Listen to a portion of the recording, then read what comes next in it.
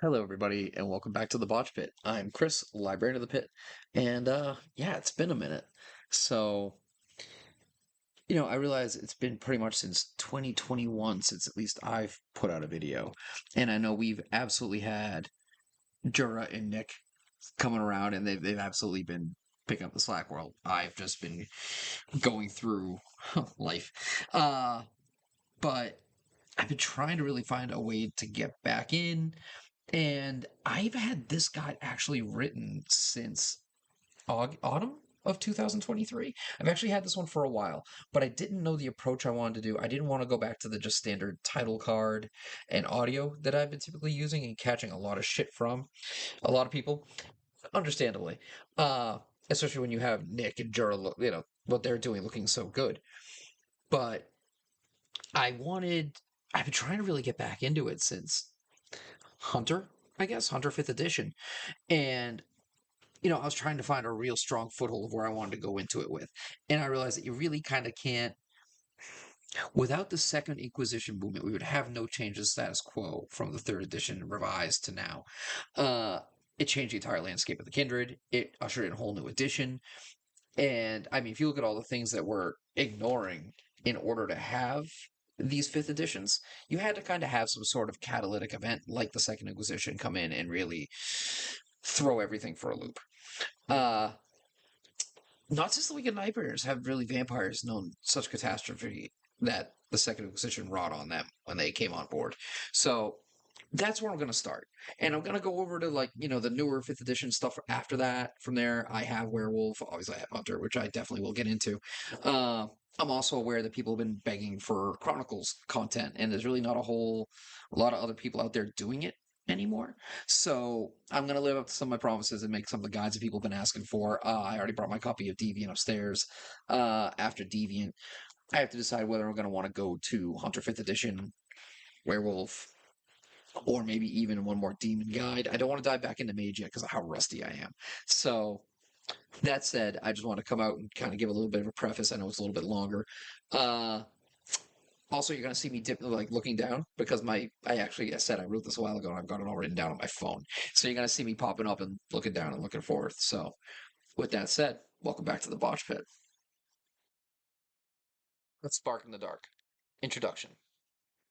Nobody knows the exact date, year, or origin of what we have come to know as the Inquisition, but the Inquisition as we know it formed roughly sometime in the 13th century. Before this, it is important to note that Christianity itself was viewed with skepticism everywhere, and by the time they gained a foothold, the point was to find and remove heretics, not to drive wood into the hearts of the damned. But from humble beginnings, we often come to narcissistic ends. However, before we come to the tainted motives of man, that doesn't mean that every member of the church was driven to simply try to take power and drive people before them. No, there were many who believed in what they preached and held true sanctity within their hearts. And when one of these good people actually received true, hard, and visible proof of the supernatural, and certainly not one of the more even tempered ones, well, the world of the supernatural had a new level of problem. See, people who are of this kind often not hold justice, and justice doesn't equal evidence when it comes to faith, and even less so when it comes to cult of personality. They draw others of their kind to do their bidding more than doing it themselves. So now, not only was the hunt on for heretics, but an actual hunt for true monsters for the first time. Now they had something to fear, and it just escalates really hard from here. All right, let's get used to this. The Inquisition. Let's begin the Inquisition. Lookouts in part one. Uh, this is the one apology you're going to get for the Mel Brooks references. There's a whole bunch of History of the World Part 1 references that are just going to creep in here, and I just can't. I really don't want to not do it. So here we are. You're already watching. So anyway, the year is 1231, and the church has officially begun driving out heretics to the plight of public knowledge. Leopold of Murnau, a cantankerous and driven inquisitor, the very same who had received concrete proof of monsters priorly, approaches fuck. I'm down with keeping it. Pope Gregory, with said evidence, and though initially reluctant, grants him special dispensation to form a force to drive these forces from what they perceived as God's green. Based on what he was shown and what he already knew of the Inquisitor, he was granted said request, but with the caveat it was operating in full secrecy. This kept panic to a minimum and also allowed the church to claim no knowledge of any of it whatsoever should things go awry. And of course, things are going to go fucking awry. Uh, That's kind of the nature of hunting monsters, though, right? How often does it really probably go to plan?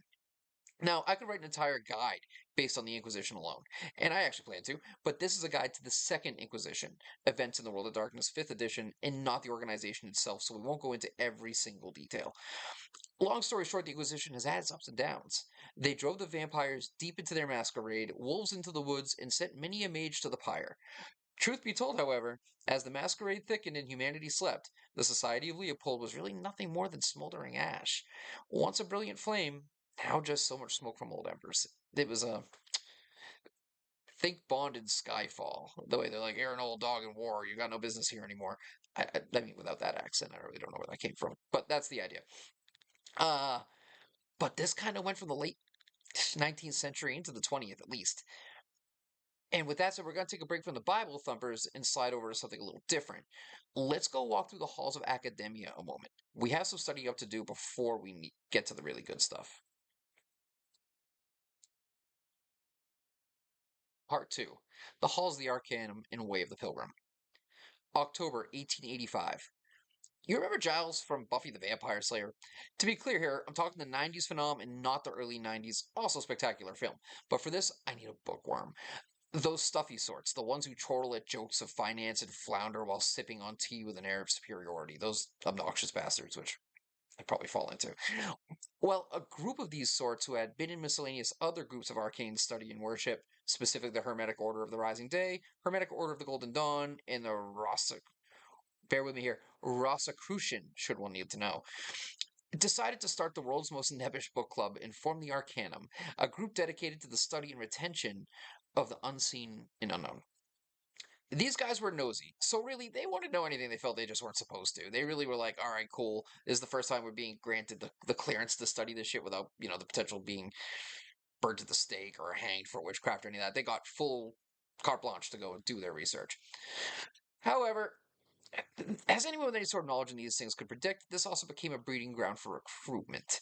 The Awakened Society of Mages would often use this as a nursery, cultivating and forming mortal minds in both the hope that they could awaken them, and if not, then control one more means of knowledge. Also, something anyone with knowledge in these matters could predict, the group of mages known to recruit most vehemently from here were known as the Order of Hermes. The Dex. This is also important for future things, especially when you come to understand how spiteful and long-memoried this Hermetic Order of Mages was and is. They don't forget a slight. Also, remember that. As we progress through this work, you'll come to see that a good manner of things may be assumed when it comes to the history of the Second Inquisition that need to actually be filled in between the lines, and things make more sense when it's all broken down and pieced back together. At all times, these manipulators are working to keep their agenda and consensus to their direction. And when you have a group that has all the accumulated knowledge of history at their disposal, they show that knowledge is the most important weapon of all. If only someone had told the Tremere, or what's left of them, and we'll get back to that. And now, back to the modern times. Part 3. Project Twilight or the Government by Night. All right, here we go. Just getting back, Marta, gonna piss people off. You can blame furries for this one. But then again, really, what can you blame them for? Shots fired aside, the Guru are at fault for this one, and sad to say, this has been maybe the most error-defining mistake. After all, while the Society of Leopold was extremely efficient at destroying the occasional vampire, they had been sent to the shadows, hiding as much from modern human civilization as the vampires themselves. True, they had the resources of the church, but they had to operate so deep in secret that there could not have been more than 150 real inquisitors remaining globally. And one can only imagine how old most of them had to be by now, as remaining a virgin while dedicating your life to the extermination of the damned isn't really a role that gets 5 stars on Glassdoor.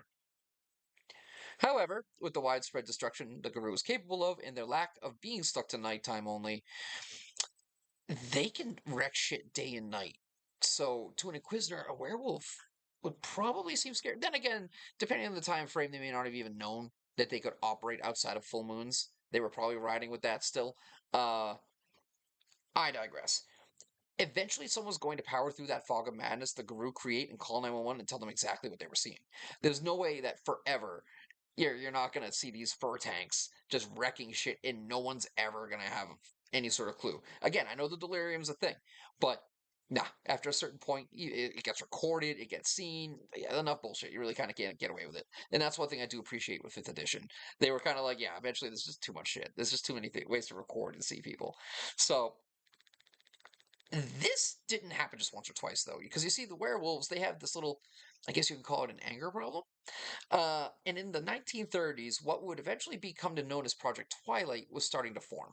Operating under the more formal honorific of the FBI Special Affairs Division, or SAD, they would start off by hunting Al Capone and his obviously lupine cohorts, Lone Wolf Lupo. As time would go on, like most things in this work do, the bureaus and operatives behind the government would taint these operations, and by the 90s was all but dormant. They had heard rumors of the world coming to an end, final nights, whispers of things called Gehenna, the apocalypse, the Red Star. They're quite aware of it, but with nary the resources to do a damn thing about it. But then we have the Week of Nightmares, and that changed everything.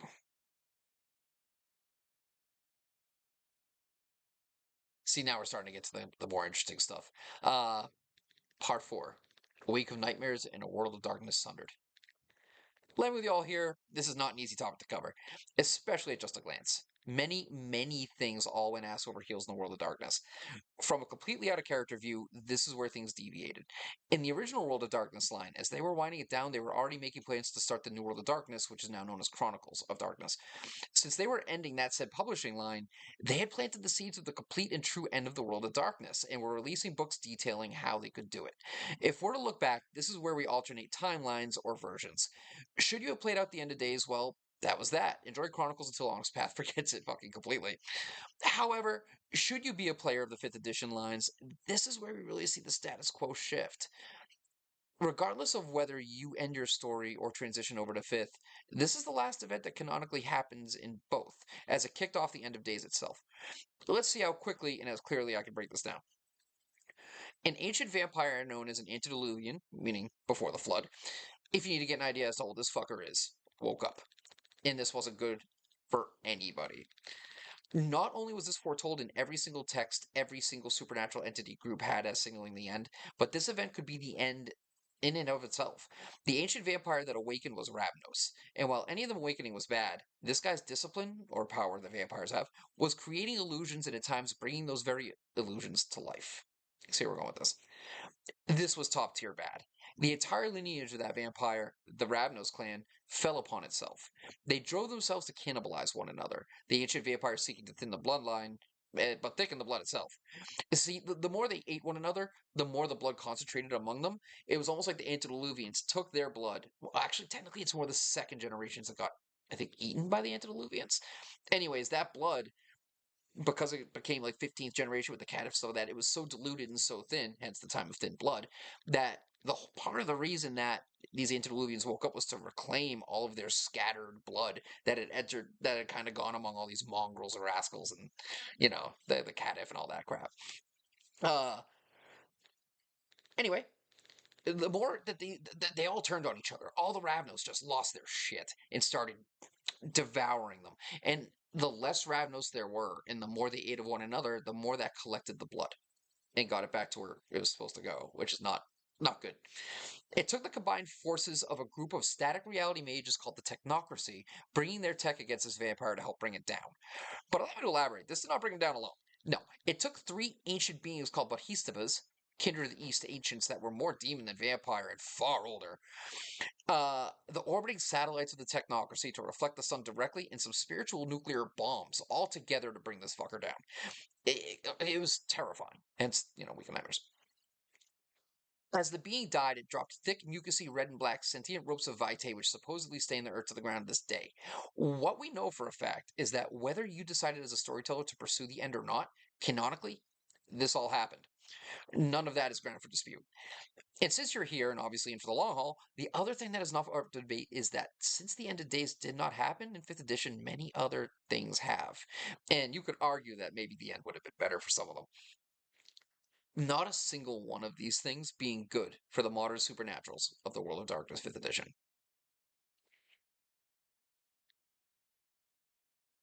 Part 5, Divergence into the Modern World of Darkness. Though this is not the end of days, that may actually be even worse for our Modern World of Darkness dwellers. Excuse me. Yes, the technocracy did indeed drop some spirit nukes on Ravnos in their effort to, ironically, truly protect humanity. There was no evil or typical NWO agenda here. Ravnos was crying havoc and letting slip the dogs of war on all his children, and that put the children of Adam directly in the crosshairs. What are they going to use for fuel? What's in the way? How many humans, how many cities were wiped out just on Ravnos' rampage? It's bad.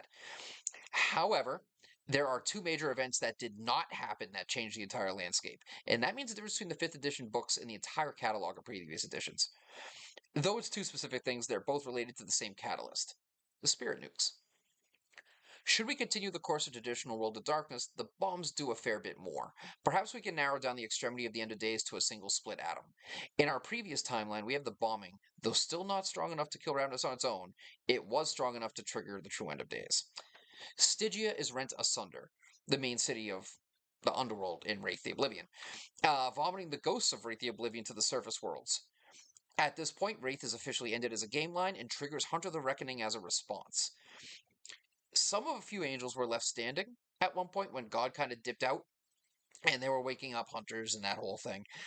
Again, I'll put a link to the hunter guide maybe at the bottom. We're going to stay away from a lot of that for this. Because at the end of the day, they had a bunch of very strong, overpowered stuff. A lot of people called them Mary Sues at the time, if you wish to use the term. Uh, it was kind of White Wolf trying to bring things back to scale a little bit because they wanted to make some humans that could fight back no matter what against any supernatural. On the other hand, they ended up making humans that could kill any goddamn supernatural. So then they had a bigger power struggle when they made demon. They wanted to make demons so demons could be overpowered and literally, forces of nature and angelic. But technically, depending on the hunter, a hunter could still fuck up most demons, depending on. But anyways, the nukes that went off ended the rep. As I pulled my ADHD and even my notes. When those bombs went off, yeah, at first it vomited all those spirits up from Stygia when it blew up the capital of the underworld, if you will. But it also weakened the walls of the abyss that the demons had been held in. So now you've got this crazy power struggle that's going on with the old world of darkness, where you've got literally just two overpowered enemies in two different landscapes. I remember Wendell the demon even managed to literally permanently wound Lucifer.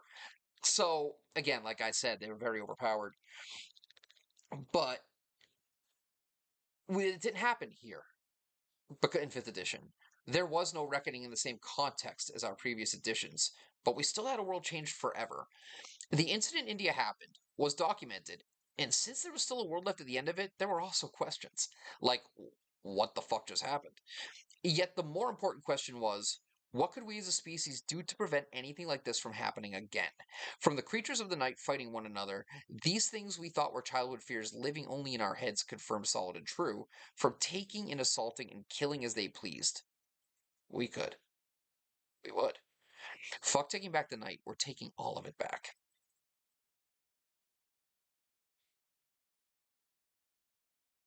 Part 6. A spark in the dark to a torchlight. For the kindred, at least, which the Second Inquisition movement has hit the hardest by far, it really started going wrong with 9/11.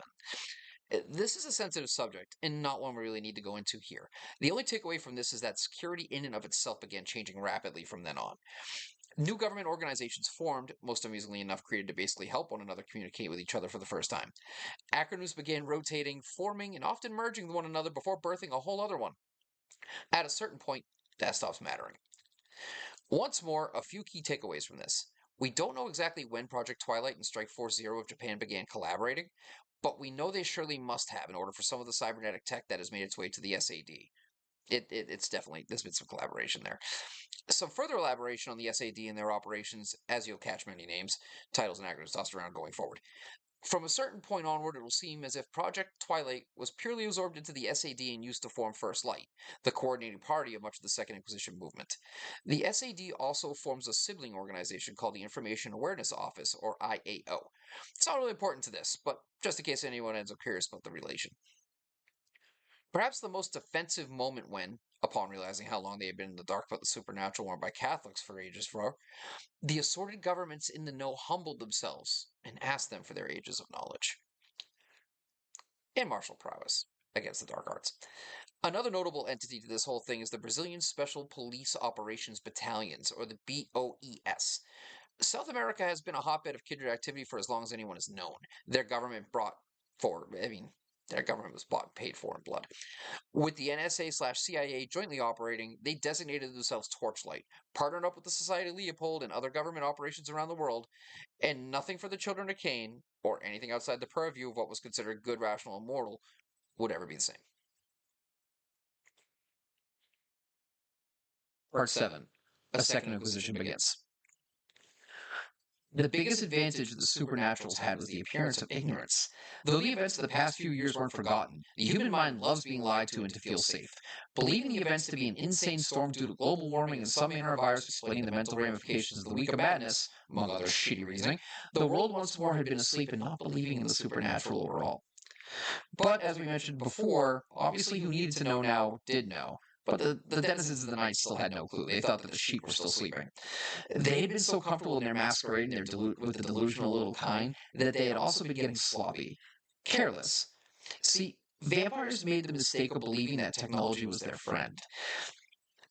Despite what one would believe, aside from elder vampires, the kindred were just relying on modern technology, if not more so, than their still living food sources. A specific clan, known for trading secrets and information, had made the mistake of keeping archives and archives and archives of vampire history in a server system called, cutely, Shrecknet. You see where this is heading, but it gets worse. Of course, in a fit of irony, only we can appreciate this clan, known as the Nosferatu, and the only clan that really got along well with one another even when they were in separate factions. They fucked up. This means that the only clan chronicling all of this was the only clan whose members all shared information amongst each other. So this was a very comprehensive, detailed, thorough, and beefy database. Like, this is bad news, Bears. In 2004, it was compromised by a member of the IAO. Over 10 years of information was retrieved by the IAO, and I can assume that this agent was really quickly promoted before they managed to shut it down. By then, the damage was done. The nosy vampires kept it quiet and said nothing. If it got out they'd been compromised, who knew what it meant for the clan in these potential final nights? To be fair, come on, how bad could it be? Like, come on. It's bad. It's really bad. It really would be cool if I could have done the whole Always Sunny. How bad could it be? And just enter with, boom, part 8, Venice burns. Yeah, it got bad. As said, information from a government standpoint had been flooding in thickly post 9/11. And the Week of Nightmares with their partnering with the Society of Leopold, and the training, and the back, it was ugly. At this point, the governments brought their resources in. The church was actively training vampire hunters for assorted governments all over the world. What had been one was now many, and while before the vampires had felt safely hidden by ignorance, this was now the same shroud they were having draped before their fang faces. They had no clue this was going down. After the security breach of Shrecknet, things moved even more quickly. The only flaw being that with the missing amount of information, they only had half the story. They had 10 years. They didn't have like their whole history, but that's still enough. Primarily, they knew there were a few different clans, but thought the main group of vampires were known as the Tremere, and their base was in Venice, Italy. While not operating on 100% accurate information, the results coming next were devastating nonetheless. With the coalition, the entity within Society Leopold calling the shots behind the wheel, the assault was quick, fast, and ruthless. Remember I mentioned the Brazilian team above? They had the moniker Hunters/Killers for a reason, and they were bolstering the special forces of the Vatican assault targeting the Tremere. Here I have transcribed the account of one former lieutenant turned mercenary for the BOE Arter, or Octu, name redacted for security reasons.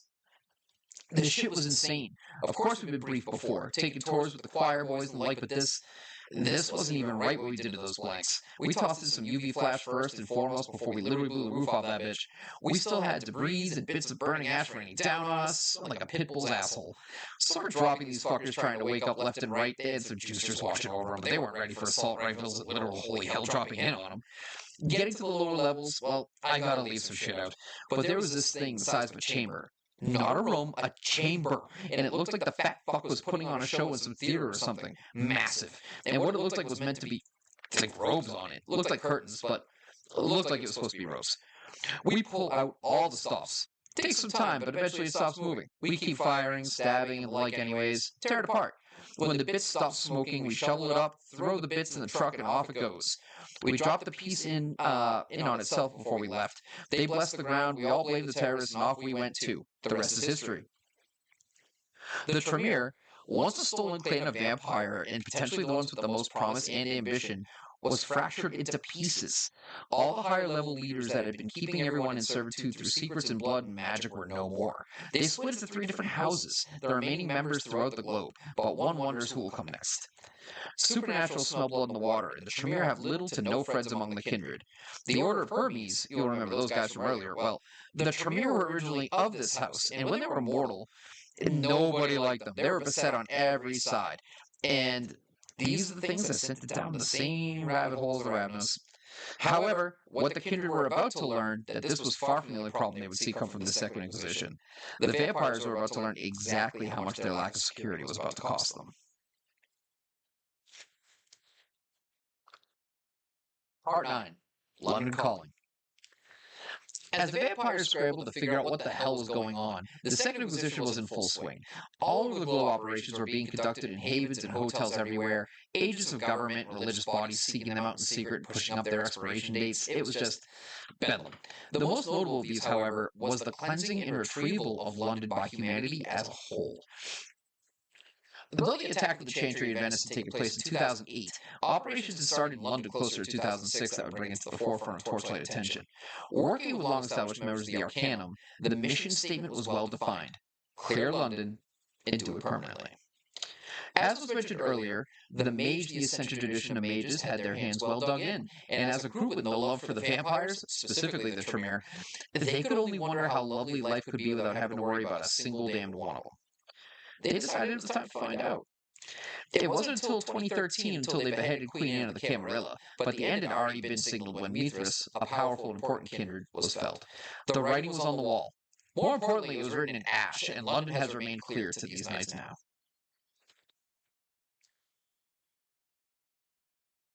Part 10. The Inquisition expanded. Needless to say, the Sabbat did not fare well during these times. The Blood Cult, in their typical refusal to bow down before man or common goddamn sense, kept up their antics. At this point, many of the cartels and government bodies of Mexico were themselves cooperating with the Vatican, both often assisting with burning the zealots to the ground. At this point, Mexico no longer belongs to Sabbat as an organization, because there is little to no Sabbat left to claim an organization. What took the Camarilla centuries had taken the kind less than a decade. In Russia, the GRU N58, or the Eighth Direction, was formed to keep the motherland safe from vampiric influences, which specifically hits the resident Bruja. Often adopting a fight fire with fire approach, they will remain far more subtle than their American counterparts in the IAO or SAD. They don't play well with others, perhaps aside from the Akratai, a Christian Templar organization that does not come close to touching the Vatican scale, but easily matches them in skill and tenacity. However, Russia, as always, has no intent of exposing all their machinations. Since they believe most of the organizations have their own agenda about battling the supernatural, the Russians have turned to some more morally questionable actions. For one, setting up a cloak and dagger team composed of thin-blooded shock troops they themselves had embraced, designated the ZMEI protocol for the curious, for ops that may require a hint of shadow themselves to push back the dark. In 2008, the French team of La Calcédoine, probably butchered that, operating under order and direction of the coalition, actually managed to free the second largest city in France, Marseille, from all vampiric presence. However, they're not quite done there. Yes, they are also quite active in Africa, but see, these guys' specialty is enhanced interrogation. And now they have a whole city of masterless ghouls just filled to bursting with useful information for the intrepid hunter. And since these French special forces don't buy that there's just vampires, they also don't believe there's just one clan. No, they're hunting conspiracies, and they will have little to no issue finding them. Sliding over to the Middle East, we have Unit 8211, an Israeli-like division also operating under the coalition, though the 8211 also answers to the Aman, or Israeli military intelligence. That means when using this team, one needs to consider the potential runover of information that may just make it to the Mossad that the coalition may prefer not. And why would the coalition be so concerned about leaks from this team? Well, in order for that to make sense, I need to explain something else real quick. See, another shift in editions was something called the Beckoning.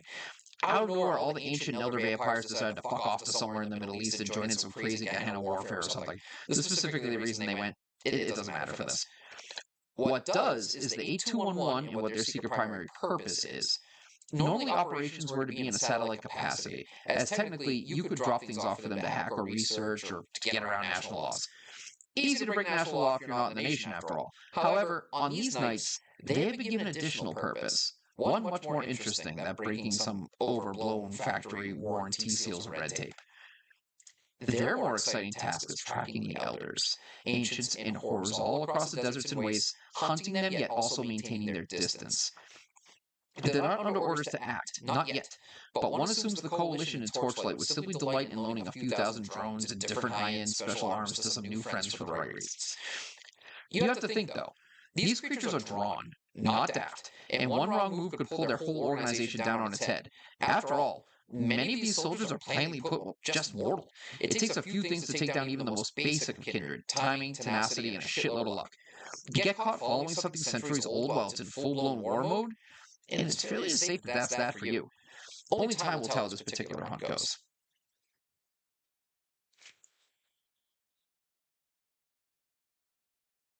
Part 11. Supernatural Impact, Modern Knights, and a Reckoning Dead Ahead. So, what has been the overall impact of the Second Inquisition? Plainly put, while it's been a major inconvenience for all involved, from mage to werewolf, it has been devastating to the kindred. They were coming hot off the jihad, the Sabbat still at their necks. Then the events of the supposed Violent Nights came to a head. One can only imagine how clever they thought they were, how quick to slap duct tape on their grand masquerade and think themselves morbid protected, with naught but ancient boogeymen to keep them in their place in the food chain. To their credit, it was their own kind that gave us the blueprints to this new Shadow War. Adam's children may not have had the whole picture, but they had enough of a frame to begin using their own means against them. Years and years, undone, and that was just the beginning. Elders gone, the newer children left behind to step up and take the reins while mommy and daddy were off at a war with their own parents. Suddenly their entire way of living is gone, even insofar as the life they lived before they were embraced. Cell phones are not literal mobile trackers, but they might as well be. Fitbit and smartwatches track heartbeats and temperatures. Doorbells, not just infrared motion sensing, but fingerprint activated and with full facial recognition software. You no longer pay cash at tolls, but with digital passes and photographs. Many office buildings don't just have metal, but magnetic and thermal detectors of their own. You can buy this technology at 7-Eleven. Everybody's got it. But because of this, vampires have been driven hundreds of years back as far as methods of communications go. Pigeons, animals, letters with codex cryptography. Imagine 1 week having an Instagram with thousands of mortal thralls a few DMs away, then the next you're using an Ovaltine decoder ring to get asked to bring your vampire boss some new linens. And the stakes, pun intended, could not be higher. I'll avoid the easy steak pun. It wouldn't be the point. You see, you can tell I wrote this before because I'm still taking that pun and I don't give a shit. But seriously, the forces of the Second Inquisition will punctuate their life sentence real quick. Remember, it's not paranoia if they are after you. The NSA, SAD, and all those friendly little acronyms, well, they are listening. And unlike you, they have people working 24/7, not just at night. One mistake, one key word, one trigger sentence or code word they already had encrypted, and that's game over for the unlucky soup involved. Make no mistake, this is almost always vampires that end up getting clapped, but not only vampires that end up being torched. However, these agencies are insanely cautious, as they themselves understand the need for secrecy as much as the monsters, if not more so. The best way to get exposed is to underestimate collateral damage. Back to the reason it's so often vampire, well, because usually it's painfully easy to find them. If they're not immediately fresh from the vein or with vampire abilities called Blush of Life, a simple thermal scan will expose them as so-called blank bodies. Then there's the full-on allergy to UV, and you can identify them. It's super simple. Unless you have some manner of faith, or with true faith, or a guru with some pure silver on hand, I mean, they can pass as immortal without too much scientific evidence. Werewolves are not hard to get under the radar, as long as they're not ripping shit up and transformed. Again, like you can't do a thermal scan, that really won't show much on them. However, vampires, you do a thermal scan and it's like, that shit's screaming.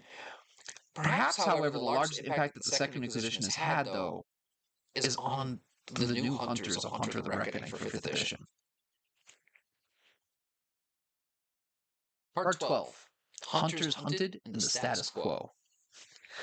For this part, we need to go back a bit and touch back on the whole deviating timeline matter. What 5th edition does here is kind of gloss over some details, letting you fill in the blanks. For the sake of this topic, though, and this is a bit fun to do, is to piece together where these different Hunter the Reckoning hunters during the Second Inquisition kind of place themselves up until now. What makes this interesting is that while the Second Inquisition itself is this near omnipotent force of nature sweeping all kindred up in their wake of persecution, what are they to these hunters in a 5th edition world of darkness? Well, it depends on your point of view to an extent, but the H5 rulebook defines them both as antagonists and peers. For that, we'll explain why this would have been so important. Where were the the Reckoning hunters at the start? Well, they were everywhere, but in a far more cohesive manner than the previous iterations of the World of Darkness. Where before you had the stragglers, scholars, inquisitors, and imbued as their hunters, now you had almost more of a fraternity and network of other like-minded so-called creeds of hunters. Your average person who has taken up the hunt because of some manner of overwhelming drive, that's a power stat for those that care, that forces them to, no matter what, keep going. They don't stop. They will keep this hunt on until they fucking broke. The key take, and the one thing that H5 has in common with its old World Darkness parent, is that these are normal, ordinary people that end up taking on the hunt and inserting themselves into what is likely almost a mobile cell of anti-monster survivalist lifestyles. Think about being one of these people before, say, the Week of Nightmares. You'd be scrambling and running for cover, while to those that hunt hunters, new players on the field were forced by circumstances to show their hands. A whole new world had been opened for these H5 hunters, whether they liked it or not. What had to be even worse was the retaliation. These new H5 hunters must hate the supernaturals even more than the Second Inquisition itself, because of course the monsters would strike back. They would come for the necks of these Second Inquisitors. But fear not, the well-trained members of the acronym squads and faithfuls know how to hit and run and hide themselves away and wait for the nighttime. They know how to play the game. But what do you think this would mean for these guys who had sloppily been following Randy the Ghoul with a corkboard map from their grandmother's basement? Of course the vampires would strike here first, thinking them the very same Inquisitors who had just so recently been on a warpath against their kind. They're not going to distinguish these guys. They're going to assume they're all one crew. So if you just got one dipshit who happened to catch a vampire, feed off his neighbor, and this same vampire had also been hunted by a cell like 2 years ago from, the SAD or some shit, they're going to assume that this dude trying to kill him is with the SAD, and they're going to go balls out, and this dude has zero experience as a hunter. That's kind of the overwhelming force that these poor bastards are probably coming across is disgusting. Who knows how many of these poor souls took up arms against the Ravnos during the Week of Nightmares and just got destroyed during that? Who knows how many members of the Arcanum have slipped those with machinating hands the names of H5 hunters who have just been asking all the wrong questions? And that does not take into account how often the SAD, the IAO, the Coalition, and Torchlight as a whole pays hunters through shell corporations to routinely move a flash drive hiding the root information of Shrecknet 2.0 from lockbox to lockbox, often losing more than a few of their fellow creedmates to hideous vampires that literally dwell in sewers, creatures of horror that hoard the information you quite literally hold the key to once a week. A lot of these day-to-day hunters, these, the newly imbued, the ones with drive, they've got no experience whatsoever. And that's just unfortunate. Imagine surviving an assault by these very Nosferatu, perhaps being dropped down from a single man from a cell, chest heaving, battered, bleeding, to beast of bleachback, watching the horror literally fade back into the shadows of a streetlight, dual red and beady eyes, the last thing fading before it leaves. But the last thing it says, see you next week. Because the Second Inquisition finds new and varied ways to fuck it all up for everyone, including themselves. They Again, despite how cohesive they are, especially when you put them with the H5 hunters, they're not that cohesive. They're just not. Post-reckoning and closing. That was a fun bit to cover, and I hope you found it helpful. I really enjoy the aspect of the Second Inquisition's impact on the 5th edition of the World of Darkness, both as antagonists and potential player characters. I thought it was crazy when V5 came out that we didn't have much in the way of crafting mortal hunters, and even more so when the Second Inquisition book came out, with how beloved the original was to me. If you go back and check out old videos, I was bitching like nonstop that you didn't have the rules to play mortal hunters right out of the gate. But the fear once more instilled in the kindred because of this new Inquisition is probably the first change I've really liked, not talking mechanics. I initially hated what had happened with the Sabbat and the Lasombra, but realized the storytelling potential is absolutely there. When H5 came out, it amusingly enough filled in the missing blanks of hunters. And now using that with their chapters in the H5 book that they use, it makes more sense. the flaws are more apparent. This is amazing for someone who storytells both games because this deepens the lore of the groups driving the Second Inquisition. One of the biggest problems that I still have with the 5th edition books is how up in the air they leave it. They make it clear, do what you want, however you want to do it. Like, the lore is kind of how you want to do. It drives me insane. But it is what it is. Really, I just wanted a more consolidated source of the cool shit that's happened regarding the 5th editions of the World of Darkness games. Just like the old days, everything is scattered among the books, but that's what the librarian does. So it's really a constant dynamic of people pushing and pulling and going back and forth with the Second Inquisition.